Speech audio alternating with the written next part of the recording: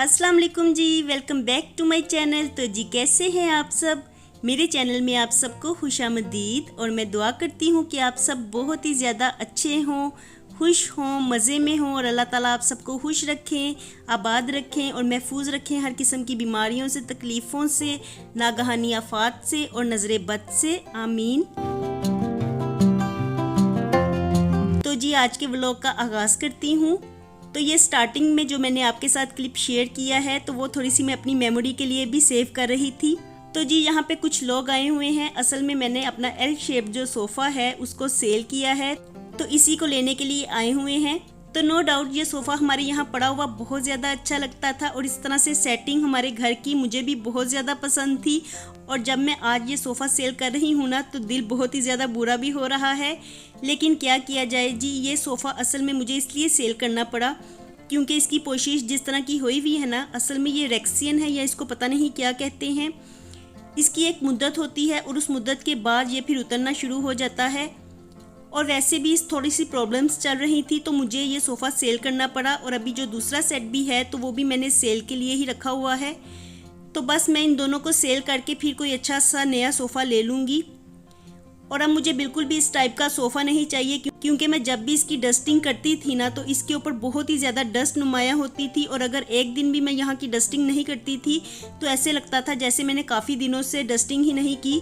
तो सोफ़ों के ऊपर बहुत ही ज़्यादा डस्ट नुमाया होती थी और इस वजह से भी थोड़ा सा मेरा दिल तंग पड़ता था, क्योंकि डेली तो घर का हर काम नहीं किया जा सकता ना। कभी कभी दिल तंग भी पड़ता है और कभी कभी दिल चाहता है कि कोई काम बीच में से हम छोड़ दें। तो जब भी हम यहाँ की डस्टिंग को रहने देते थे तो उस दिन कोई ना कोई गेस्ट हमारे घर में ज़रूर आ जाते थे और फिर हमें देख के बहुत ही ज़्यादा उलझन सी होती थी कि अभी हमने यहाँ की डस्टिंग नहीं की है और अब डस्ट नुमाया हो रही है, जिसकी वजह से दिल काफ़ी ज़्यादा बुरा होता था।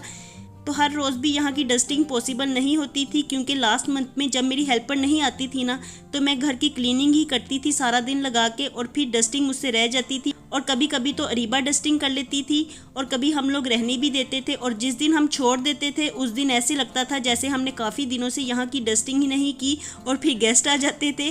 तो अक्सर ऐसा ही होता है ना, जब घर में थोड़ा सा मेस हो तो गेस्ट भी आ जाते हैं।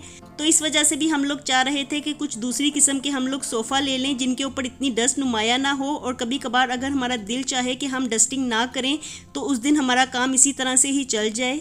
और कुछ इनकी पोशीश भी थोड़ी सी ख़राब हो रही थी तो इसलिए मुझे सेल करना पड़ा, क्योंकि अगर थोड़ा अर्सा मैं इनको और इस्तेमाल करती ना तो फिर ये बिल्कुल ही सेल के काबिल नहीं रहने थे। तो बस जी एक सोफ़ा तो हमने सेल कर दिया है और अब हम जो बाकी सोफ़ा रह गया है ना तो उसकी सेटिंग कर रहे थे। और आज हमें बिल्कुल भी समझ नहीं आ रही थी कि किस तरह से सेटिंग की जाए। तो बस सोफ़ों को कभी इधर रखते थे कभी उधर रखते थे, बस सेट करने की कोशिश ही करते जा रहे थे। और सेटिंग की आज बिल्कुल भी समझ नहीं आ रही क्योंकि हमारा टीवी लाउंज बड़ा है और इसमें ये एक सोफ़ा पड़ा हुआ हमें बहुत ही अजीब सा लग रहा था। तो काफ़ी देर तक हनान और मैं मिलके सेटिंग करते रहे और कुछ भी हमें अच्छा नहीं लग रहा था इस तरह से। तो हनान तो थक हार के कमरे में चला गया और फिर मैं बाद में सोचने लगी कि क्या किया जाए, किस तरह से मैं इनको सेट करूं कि ये देखने में अच्छे लगे। जितनी देर तक अब ये हमारे पास हैं तो उतनी देर तक तो हमें इनको सेट करके ही रखना है।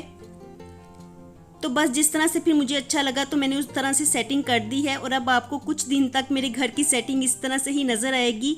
तो कुछ दिनों की बात है, जैसे ही ये दूसरा सेट भी सेल हो जाएगा तो उसके बाद फिर मैं नया सोफ़ा सेट ले लूँगी। तो बस मैंने अब इनको इस तरह से सेट करके रख दिया है और मुझे ये अब इस तरह से देखने में कुछ अच्छे लग रहे हैं। और आज ना घर काफ़ी ज़्यादा खाली खाली लग रहा है। हम जब भी रूम से बाहर आ रहे हैं ना तो एकदम से बाहर आते ही यूँ लगता है कि जैसे घर बिल्कुल ही खाली हो। और बच्चे तो यूँ कह रहे थे कि ऐसा लग रहा है जैसे हम यहाँ से शिफ्ट हो रहे हैं। तो बस कुछ इस तरह की फीलिंग्स आ रही थी। लेकिन ये है कि सोफ़ों को साइड पे करने से ना हमारा घर थोड़ा सा खुला खुला लगना शुरू हो गया है, वरना दो सोफ़ा सेट जब यहाँ पे पड़े हुए थे ना तो घर काफ़ी ज़्यादा तंग तंग लगता था।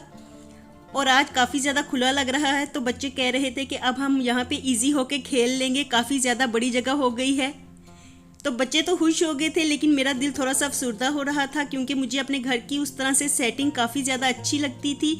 और जब मैं वीडियोस वगैरह भी बनाती थी ना उसमें भी सेटिंग काफ़ी ज़्यादा अच्छी लगती थी और चीज़ें वैसे भी देखने में अच्छी लगती थी।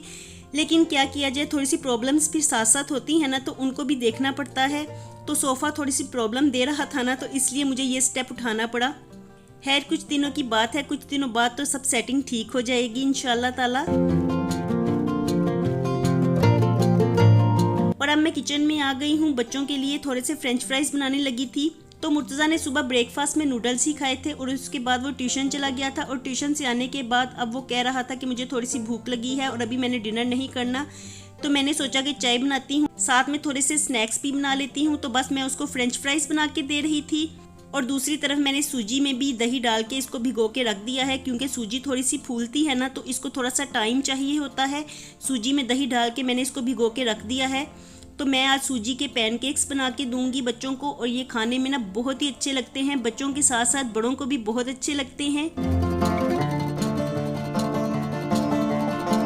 और ये रेसिपी ना खाने में बहुत ही ज़्यादा हेल्दी होती है, क्योंकि इसमें सूजी होती है और सूजी तो वैसे ही हेल्थ के लिए बहुत अच्छी होती है।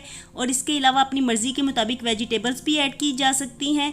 तो वेजिटेबल्स भी होती हैं, साथ में सूजी भी होती है। तो इस तरह से ये काफ़ी हेल्दी रेसिपी है।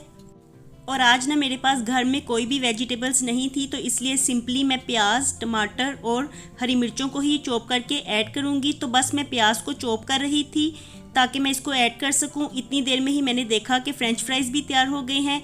तो मैंने सोचा कि पहले मैं मुर्तज़ा को फ़्रेंच फ्राइज़ दे आती हूं और उसके बाद पैनकेक्स बनाने की तैयारी करती हूं।